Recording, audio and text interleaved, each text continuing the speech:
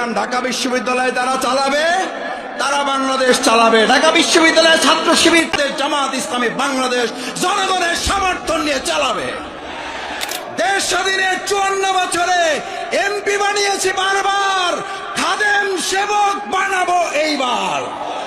সবাই মিলে ঘরে ঘরে আওয়াজ তুলে দাঁড়িপাল্লা নিয়ে আসা পর্যন্ত রাজপথে, ময়দানে, প্রান্তরে ছুটে যাওয়ার জন্য রাজি আছি কারা?